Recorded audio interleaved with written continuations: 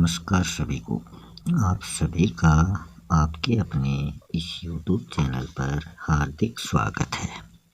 आज हम NCERT की कक्षा 10 की जो पुस्तक है क्षितिज भाग 2 उसका अध्याय नंबर 8 प्रस्तुत कर रहे हैं।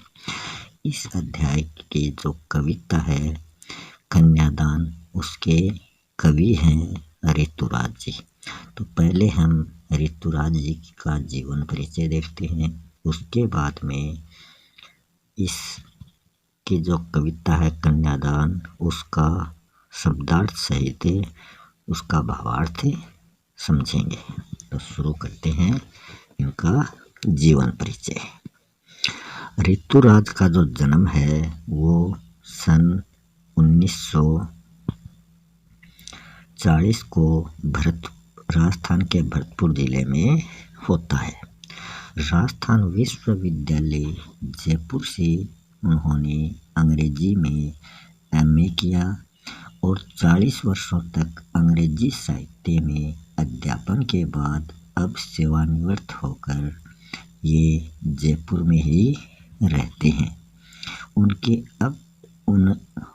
अब तक 8 कविता संग्रह प्रकाशित हो चुके हैं, जिनमें एक मरण धर्मा और अन्य पुल पर पानी, सूरत नीरत और लीला मुखारविंद प्रमुख माने जाते हैं।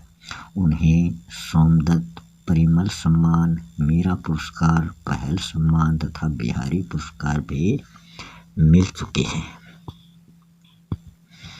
मुख्य धारा से अलग समाज के हाशिए के लोगों की चिंताओं को ऋतुराज जी ने अपने लेखन का विषय बनाया है। उनकी कविताओं में दैनिक जीवन के अनुभव का यथार्थ देखने को मिलता है और वे अपने आसपास रोजमर्रा में घटित होने वाली सामाजिक शोषण और विडंबनाओं पर निगाह डालते हैं। यही कारण है कि उनकी भाषा अपने परिवेश और लोक जीवन से जुड़ी हुई है। अब हम इनकी जो कन्यादान कविता है उसका सारांश जान लेते हैं। कन्यादान कविता में माँ बेटी को स्त्री के परंपरागत आदर्श रूप से हटकर सीख दे रही है कि माँ अपनी बेटी को परंपरागत आदर्श रूप से हटकर सीख दे रही है। कवि का मानना है कि समाज व्यवस्था द्वारा स्त्रियों के लिए आचरण संबंधी जो प्रतिमान गढ़ लिए जाते हैं वे आदर्श के मुलम्मे में बंधन होते हैं। कोमलता के गौरव में कमजोरी का उपहास छिपा रहता है। लड़की जैसा न दिखाई देने में इसी आदर्शीकरण का प्रतिकार है। बेटी माँ के सबसे निकट और उसके सुख दुख के साथी होती है। इसी प्रकार उसे अंतिम पूंजी भी कहा गया है। कविता में कोरी भावुकता नहीं बल्कि माँ के संचित अनुभवों की पीड़ा की प्रामाणिक अभिव्यक्ति भी मिलती है। इस छोटी सी कविता में स्त्री जीवन के प्रति ऋतुराज की गहरी संवेदनशीलता अभिव्यक्त हुई है। अब हम शुरू करते हैं इनकी कन्यादान कविता। कितना प्रामाणिक था उसका दुख, लड़की को दान में देते वक्त। प्रामाणिक मतलब प्रमाणों से सिद्ध या वास्तविक, जैसे वही उसकी अंतिम पूंजी हो। लड़की अभी सयानी नहीं थी, सयानी मतलब समझदार, अभी इतनी भोली सरल थी कि उसे सुख का आभास तो होता था, आभास मतलब महसूस करना, लेकिन दुख बांटना नहीं आता था, बांटना पढ़ना नहीं आता था। पाठिका थी मतलब पढ़ने वाली थी, वह धुंधले प्रकाश की कुछ तुलकों और कुछ तर्कों और कुछ लयबद्ध पंक्तियों की। लयबद्ध पंक्तियां होती हैं सुरताल से युक्त या फिर लय से बंधी हुई। तो इस पद्यांश के माध्यम से कवि ऋतुराज जी कहते हैं कि विवाह के समय पुत्री को माँ द्वारा जो सीख दी जाती है उसका वर्णन यहाँ किया गया है।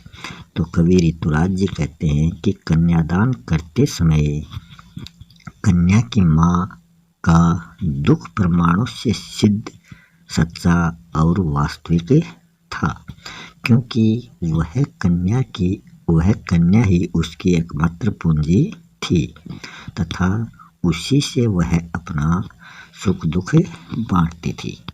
जिस लड़की का वह कन्यादान कर रही थी वह लड़की अभी सियानी या समझदार नहीं हुई थी, अर्थात न तो वो शारीरिक दृष्टि से विवाह के योग्य हो पाई थी और न उसे दीन दुनिया की पूरी समझ थी। अभी वह इतनी भोली और साधारण स्वभाव की थी कि उसे विवाह होने पर मिलने वाले सुखों का कुछ एहसास था, परंतु वैवाहिक जीवन के झंझटों और दुखों का उसे पूरा ज्ञान नहीं था। उसे सुख में छिपे दुखों की पूरी समझ नहीं थी। उसे तो वैवाहिक जीवन के एक स्पष्ट से प्रकाश का एवं अनदेखे अनुभोगे सुख का एहसास था। उसके सामने वैवाहिक जीवन के सुखों का स्वरूप अस्पष्ट एवं मधुर कल्पनाओं से भरा हुआ था, जिस कारण वह सुख जानने की कुछ कोशिश कर रही थी। उसे वैवाहिक जीवन को कुछ तर्कों के आधार पर सुखमय होने का आभास हो रहा था। वो सोच रही थी कि उसे सुख ही सुख मिलेगा। माँ ने कहा पानी में झांक कर, अपने चेहरे पर मत रीझना। आग रोटियां सेकने के लिए है, जलने के लिए नहीं। वस्त्र और आभूषण शाब्दिक भ्रमों की तरह बंधन है स्त्री जीवन की। माँ ने कहा लड़की होना पर लड़की जैसी दिखाई मत देना। रीझना का अर्थ होता है प्रसन्न होना, और आभूषण जो होते हैं वो गहने होते हैं। शाब्दिक भ्रम का अर्थ बताया गया है शब्दों द्वारा फैलाया गया भ्रम। तो इस पद्यांश के माध्यम से कवि ऋतुराज जी कहते हैं कि माँ ने अपनी पुत्री को जो सीख दी है उसी का वर्णन इसमें किया गया है। तो कवि ऋतुराज जी कहते हैं कि कन्यादान करते समय माँ ने बेटी को समझाते हुए कहा था कि पुत्री, ससुराल में जाकर तू अपने रूप सौंदर्य पर मुग्ध मत हो जाना। तू अपना चेहरा पानी में देखकर उस पर रीझ मत जाना। इसका अर्थ है कि तुम ये मत समझ बैठना कि तुम्हारा रूप सौंदर्य वहाँ सभी को बांध लेगा। जीवन की वास्तविकता तो कुछ और ही है। दूसरी बात समझाते हुए वो कहते हैं कि आग पर रोटियां सेकी जाती हैं, वह आग जलने या मरने के लिए नहीं होती। यह कायरता है और आग का दुरुपयोग है। वस्त्र और आभूषणों को स्त्री के लिए शोभाकारक माना जाता है, परंतु वास्तव में ये सब भ्रम है। अर्थात स्त्री अच्छे वस्त्र एवं कीमती आभूषण पहनकर अपने बारे में गलत फहमी पाल लेती है कि ससुराल वाले उससे बहुत प्यार करते हैं। वह इनके लोभ में आ जाती है, लेकिन यथार्थ रूप में यदि देखा जाए तो वे वस्त्र एवं आभूषण स्त्री के लिए एक प्रकार से बंधन होते हैं और वह उन बंधनों उनमें बंध कर मोह माया से ग्रस्त हो जाती है। इससे वह अपना जो अस्तित्व है उसको भूल जाती है। माँ ने पुत्र को अंतिम सीख यह दी कि तुम्हें ससुराल में लड़की बनकर तो रहना है, पर लड़की जैसी दिखाई मत देना किसी को। अर्थात कोमल आचरण तो तुम्हें ससुराल में करना ही है, परंतु एकदम दुर्बल, पराश्रित एवं दमन चक्र से दबी हुई अबला तुम्हें नहीं बनना है। तुम सहनशीलता के साथ स्वाभिमान से तुम्हें अपने ससुराल में रहना है।